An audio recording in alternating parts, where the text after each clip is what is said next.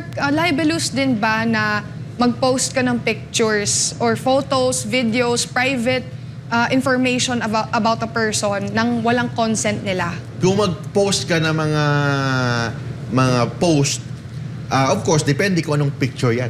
Depende. Kunyari, sinabi ko sa isang friend ko na wag mo tong ipopost, private talaga to. Pero hindi niya, without my consent, pinost niya pa rin. It's a very private information about example, me. ganoon. So, hindi siya matawag na libel. Depende sa picture. Kung ang picture na yan is maganda ka naman, tapos sexy ka, of course, hindi naman bastos na picture. Mukha mo lang. Pinost dyan. Are you liable for libel? Ang ganda naman ni Lala. Sample. Can you be liable for... Pwede ba magdemanda ng libel kasi sinabihan ka na maganda? Hindi. Kasi picture is an ordinary, hindi libel. Maybe another case. Another case, violation ng data privacy, mga ganun.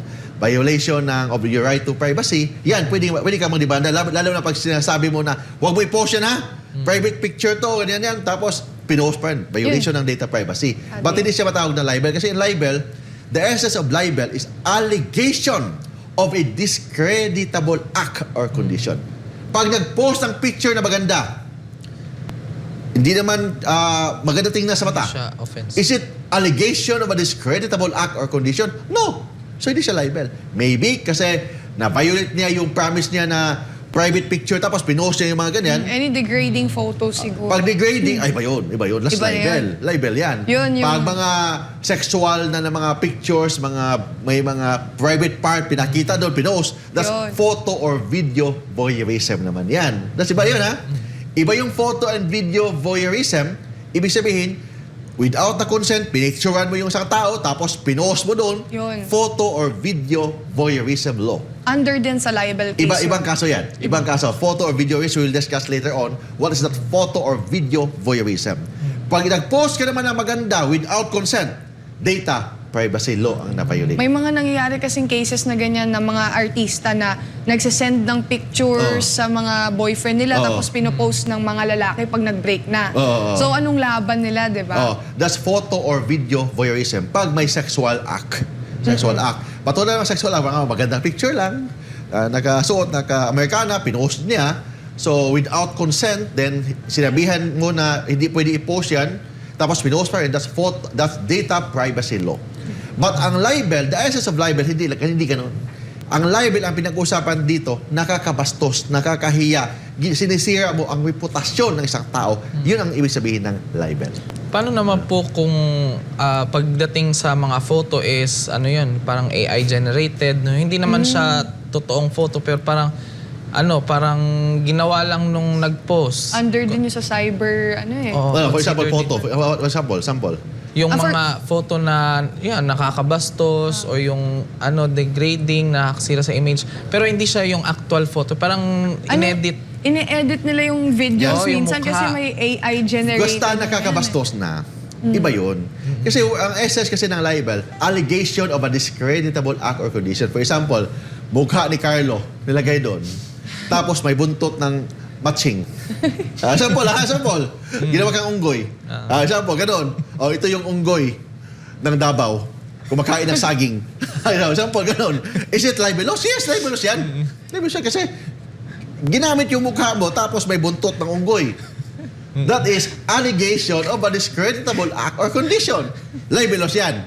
Pero yun ang sabi ha, basta kailangan, sino maging liable? Sino nag-post? Sino nag-edit? Sino nag-post? Yun ang magiging liable ng cyber libel. So, Sample Carlo, ha? So, saan po pwede, Attorney Mark, mag-file ng complaint ng online libel? Okay. Depende. Pwedeng direct filing. Pwedeng through investigation muna. Ang direct filing, mag-file ka directly to the office of the city prosecutor or to the provincial prosecutor kung nasa probinsya ka. Yun ang direct filing. May tinatawag tayong investigation muna bago mag-file. Yun ang pag-file mo doon sa NBI, Cybercrime Division, or Philippine National Police Cybercrime Division. Mag-file ka doon para iimbestigahan nila ang kaso bago sila mismo ang tutulong sa inyo para i-forward yung complaint papunta sa proper prosecutor office. Saan dapat i-file? Kasi ang issue dito, jurisdiction. Saan dapat i-file? Saan piskal? I-file mo sa piskalya kung saan na-publish or saan una na kita ng biktima. Example, nag-post yung accused sa Quezon City. But hindi mo na alam kung Quezon City ba talaga yun kasi we don't know kasi hindi mo naman kalaban mo yun eh. Nag-post sa Quezon City. But nakita mo sa Facebook, oy, dito sa Makati. First, nakita mo sa Makati. Yes, you can file a case here in the prosecutor office in Makati. Kasi ang sabi ng batas, first publish, first saan na unang nakita, na-assess, provided that the accused or the respondent must be within the jurisdiction of the Philippines. So, pwede siya, doon lang, hindi siya pwede attorney na kahit saan na i-file. Ano talaga? Pwede kahit saan within Philippines, basta doon nakita, unang nakita. So, example, nasa Tawi-Tawi ka, nakita mo sa Tawi-Tawi. Pinost dito sa Quezon City. Tapos, habang nagsuswimming ka doon sa beach resort ng Tawi-Tawi, nakita mo na picture ni Carlo, tapos may buntot ng batsing. For example, doon ka sa Tawi-Tawi. Yes, you can file a case in Tawi-Tawi. Because unang nakita mo. But it's your choice. File a case in Tawi-Tawi or file a case in Quezon City kung saan unang na-publish o na-publish yung picture na yan.